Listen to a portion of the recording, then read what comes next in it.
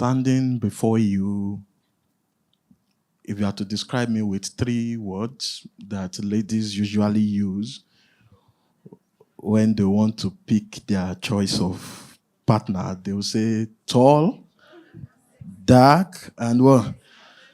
So let's break it down. Am I tall? Am I dark? Let's leave that some. I will not allow you to spoil my mood this early. But it will surprise you that this guy, this tall glass of chocolate, that you see, I didn't start like this. I wish the media could show like 1 or 2 of my throwbacks.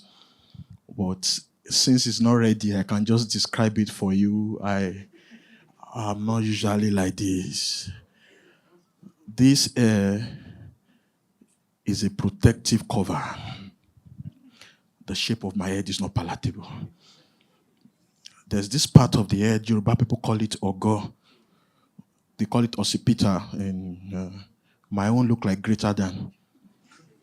So talk of inequalities, But here I am today. I realized that everything I've become, at some point, I was the exact opposite of it. I never started like this. I studied medical microbiology and immunology, and I'm holding microphone. There's microphone in both. But one thing I've realized is that, my first shot with Limelight, I can remember vividly. It was at the front of my father's poultry in Ibadan, when my friend, Bayegolo Atoyin, most of you know him as Woli Arole, he came to the house and we did a selfie video. Those times when we said, Bomi, I was the phone interpreter by the side, and I would just be shaking my head. And it was in the days of 15 seconds. Gen Z's here cannot relate. Instagram, then you had just 15 seconds to make sense. It can't be more than that. So we're posting those videos. Yeah, can you move forward a bit? Let them see. Move forward a bit. There's a particular picture here where we started them. Just this odd 1 or 2, if you know where this was me hosting a premium event. Please take it out. Don't distract them. So it was at the front of that poultry. He usually come from Lagos. He will come to Ibadan and we'll do the videos. Fresh from school, I wanted to do something serious with my life. But we kept doing videos. I didn't have an Instagram account. He had an Instagram account. I didn't know what those videos were doing. So one day they said someone wanted me for an appearance in Lagos, that I should come. Me, with my pimples-infested face. Appearance. So I came, I remember at Ikeja City Mall. They asked me to wait, that they will come and get me. So as I entered the Ikeja City Mall, a lady ran after me.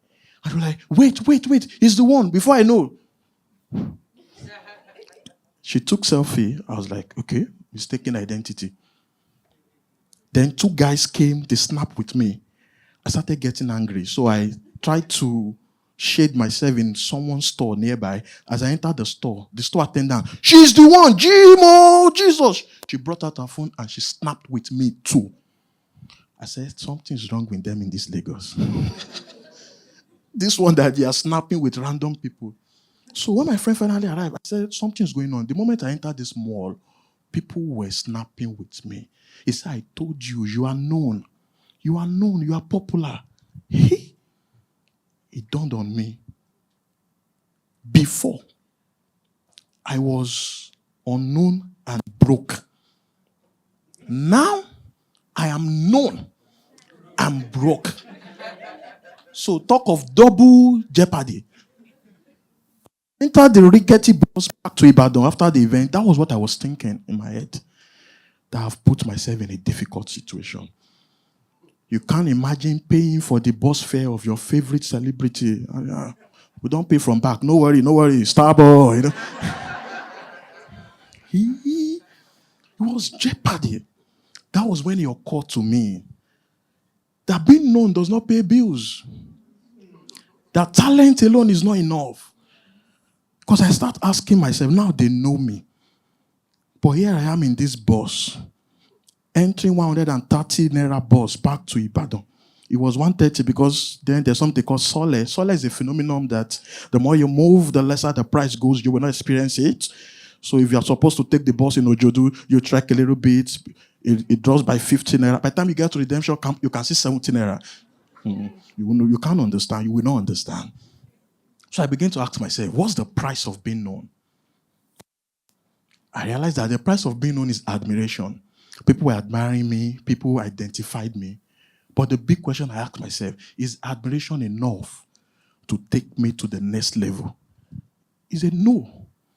I said, I will not die at this level of talent. And this is a mistake most people make, is that they always fail to make that critical transitioning from being a talent to being a personality. So I asked myself, I can't stay much on this junction. I need to do something critical. That was when I started giving myself to studies, giving myself to research, and all. Like, it can't just be talent. You cannot just be laughing at me. You cannot just be laughing at me. There's more to me. Because I read that the talent is transient. There's nothing tangible for them to relate with. There's no point of value for them to stay. What happens after the selfie? What happened after Baba, you are good? And I go home hungry. So I realized I needed to do more. So I started exploring the intellectual side of me. That was when I wrote my first book, Ashiri Mystery Book, which confused a lot of people.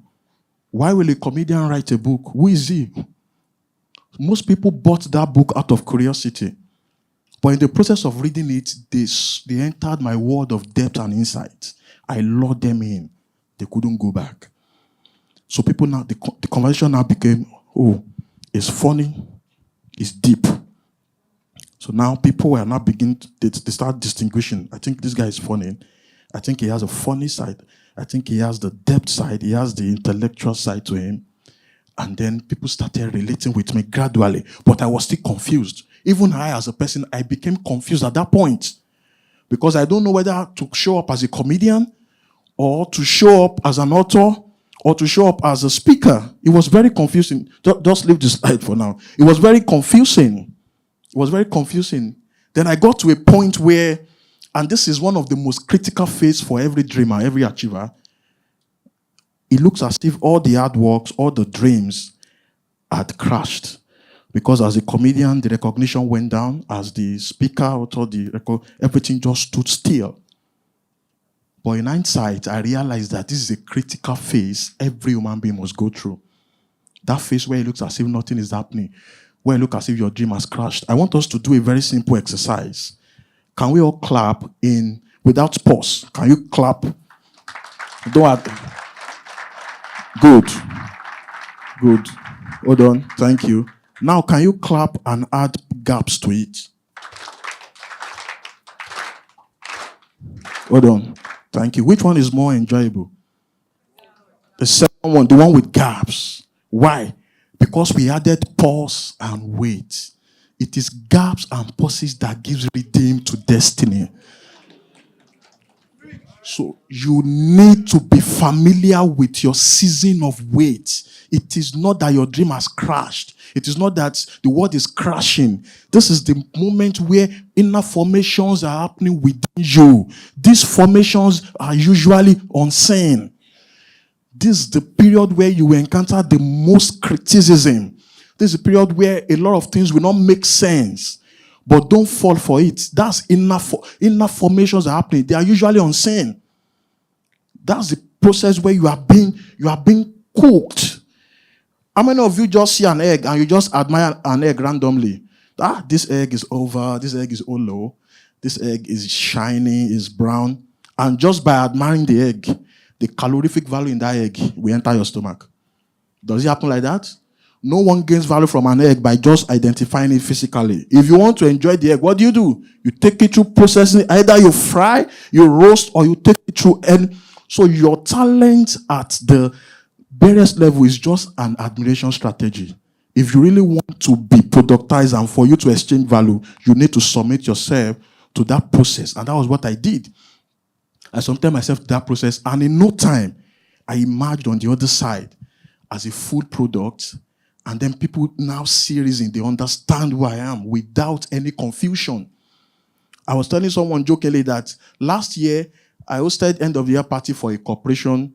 We were oblaying together. Oblay is a word, that means oblay. The act of dancing, enjoying yourself. That was in December. Less than 3 weeks after, the same company, January, I was in their boardroom explaining strategies, charting the course for the new year for them.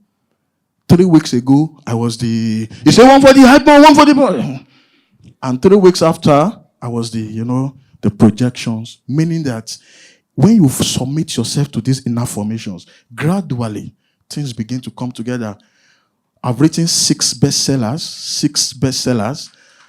I had at different levels, I had done shows at the Eco Hotels of this world, Transcorp Hilton, Baltimore, Dallas, just mention United Kingdom, London, Kent, just mention it. And I was just this guy that at some point I was confused. But what I did was I submitted myself to the process because I know that transformation requires discipline and requires patience. And I understood early that waiting is also a strategy. Waiting is part of the process. So I will let you understand that as I live, that this life we are all living, let me burst your bubble. It might look as I'm not cursing you, but you will never get there. There will never be a time where you will get there. Do you know why? Because there's no there. When you get there, there's always another there. Because relevance is an endless cycle. The day you settle, you die. So this transformation is an endless cycle. There still comes a time where everything I'm telling you as success now, I'm still going to go back to the waiting phase, forge myself all over again for another me to come out for the world to enjoy. And this is transformation at play. Thank you.